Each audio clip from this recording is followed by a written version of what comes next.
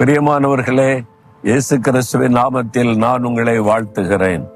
இந்த நயகரா நீர்வீழ்ச்சிக்கு அருகில் நின்று உங்களோடு கூட வேத வசனத்தை சொல்லுவது எனக்கு ரொம்ப சந்தோஷம்.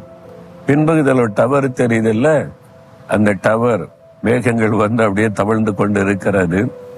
இந்த டவர் இருக்கிற இடம் கனடா தேசம். நான் நின்று கொண்டு பேசுகிற இடம் அமெரிக்கா தேசம். இந்த ரெண்டுக்கு நடுவாகத்தான் இந்த நயகரா நீர்வீழ்ச்சி விழுந்து அந்த நயகரா நதி பாய்கிறது. ரொம்ப பிரம்மாண்டமான அழகான இடம். ஒவ்வொரு நாளும் இங்கே லட்சக்கணக்கான மக்கள் கனடா பகுதியிலே சரி, அமெரிக்கா பகுதியிலே சரி, இந்த நதியின் அழகை பார்ப்பதற்கு திரளாய் கூடி வருகிறார்கள். அந்த நீர்வீழ்ச்சியில தண்ணீர் விழுகிற சத்தம் கேட்குதில்ல, ரொம்ப இனிமையா இருக்கும். இந்த இடத்துல அமைதியா, ரொம்ப மனதுக்கு ரம்மியமாய் இருக்கும். ஆண்டவருடைய சிருஷ்டிப்பு எவ்வளவு ஆச்சரியம் இல்ல? சரி, இன்னைக்கு ஆண்டவர் இன்னைக்கு என்ன வசனம் வைத்திருக்கிறான்னு கேட்கிறீங்களா? ஏசாயா 41:17 வசனம். நான் அவர்களுக்கு செவி கொடுத்து இஸ்ரவேலின் தேவனாகிய நான் அவர்களை கைவிடாதிருப்பேன். தன்னுடைய ஜனத்தை குறித்து ஆண்டவர் சொல்றாரு, நான் என் பிள்ளைகளுக்கு செவி கொடுத்து அவர்களை கைவிடாதிருப்பேன். உங்களை பார்த்து சொல்றாரு, என் மகனே, உன் சத்தத்துக்கு நான் செவி கொடுப்பேன், நான் உன்னை கைவிட மாட்டேன். என் மகளே, நீ கூப்பிடும் போது நான் செவி கொடுப்பேன், உன்னை கைவிட மாட்டேன். மனிதர்கள் கைவிடலாம், நம்பினவர்கள் கைவிடலாம், ஒருவேளை நீங்கள் ரொம்ப நேசித்து எதிர்பார்த்தவர்கள் கூட கைவிட்டு இருக்கலாம். அவங்க கை தாங்குவாங்க, உதவி செய்வாங்கன்னு எதிர்பார்த்து கொண்டு இருந்தேன், கைவிட்டுட்டாங்களே அப்படின்னு கலங்குறீங்களா? கைவிடாத ஒரு தேவன் உங்களுக்கு இருக்கிறார். எந்த சூழ்நிலையிலும் அவர் உங்களை கைவிடவே மாட்டார். உன்னுடைய கூப்பிடுதலுக்கு செவி கொடுத்து உதவி செய்கிற ஒரு தேவன். ஆண்டவர் தான் உங்களை பார்த்து சொல்லுகிறார். என்னுடைய ஊழிய பாதையில, நான் கடந்து வந்த பாதையில ஆரம்ப நாட்கள்ல எனக்கு உதவி செய்வேன்னு இத்தனை பேர் வாக்கு கொடுத்தாங்க. என்னுடைய ஊழிய காரியத்துல, என்னுடைய சொந்த காரியத்துல நான் உதவி செய்யறேன், நான் ஹெல்ப் பண்ற வாக்கு கொடுத்தாங்க. ஆனா ஒரு டைம் வந்த போது அவங்க மறந்துட்டாங்க. அவங்க உதவி செய்யவும் இல்லை, அவங்ககிட்ட இருந்து எனக்கு நன்மை வரவும் இல்லை. ஒரு கைவிடப்பட்ட மாதிரி தான். இப்படியெல்லாம் வாக்கு கொடுத்தாங்களே, சொன்னாங்களே, அப்படியெல்லாம் நான் நினைத்திருக்கிறேன். அப்ப ஆண்டவர் எனக்கு கற்றுக் கொடுத்தார், கைவிடாத தேவன் நான் மாத்திரம்தான். நான் உன்னை விட்டு விலகவும் மாட்டேன், கைவிட மாட்டேன்னு வாக்கு கொடுத்திருக்கிறேன். மனிதர்கள் அதனால அவங்க மேல வருத்தப்படாத, உனக்கு உதவி செய்ய அவங்க விரும்புறாங்க. அவங்களுக்கு முடியாத சூழ்நிலை, அவங்களுக்கு இப்போ உள்ள சூழ்நிலையில முடியாத ஒரு நிலைமை, அதனால அவங்களால செய்ய முடியல. அதனால மனிதர்கள் ஏமாத்திட்டாங்கன்னு நினைக்காத.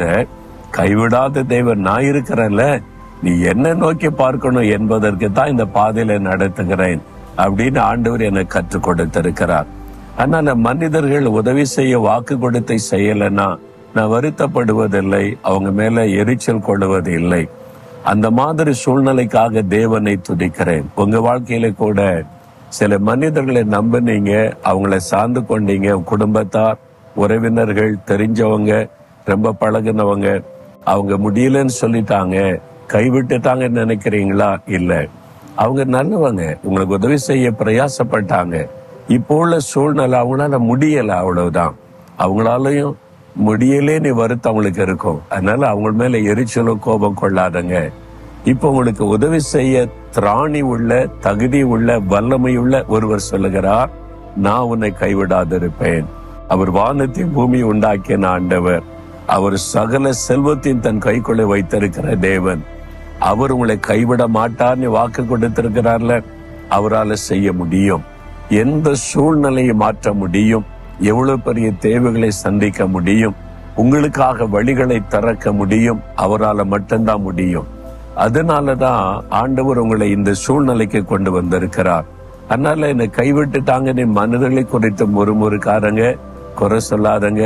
இந்த சூழ்நிலைக்காக ஸ்தோத்திர ஆண்டவரே, நீங்க என்னை கைவிட மாட்டீங்க, நீங்க தான் வல்லமை உள்ள ஆண்டவர் அப்படின்னு நீ விசுவாசத்தை அறிக்கையிடுங்க.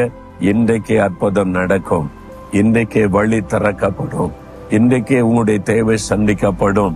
நான் உங்களை கைவிடாத தேவன் என்று சொன்ன ஆண்டவரை நீங்க துதித்து மகிழுவீங்க. இயேசுதான் என்னை கைவிடாமல் நடத்துகிறோர் என்று சொல்லுவீங்க.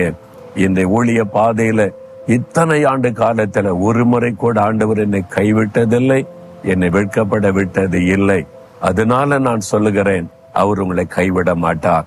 இன்றைக்கு இப்போ நீங்க சொல்லுங்க, ஆண்டவரே நீர் கைவிடாத தேவன், நான் உம்மிடத்தில் என் காரியத்தை தெரியப்படுத்துகிறேன், நான் விசுவாசிக்கிறேன் சொல்லுங்க. இன்றைக்கு ஒரு அற்புதம் நடக்கும்.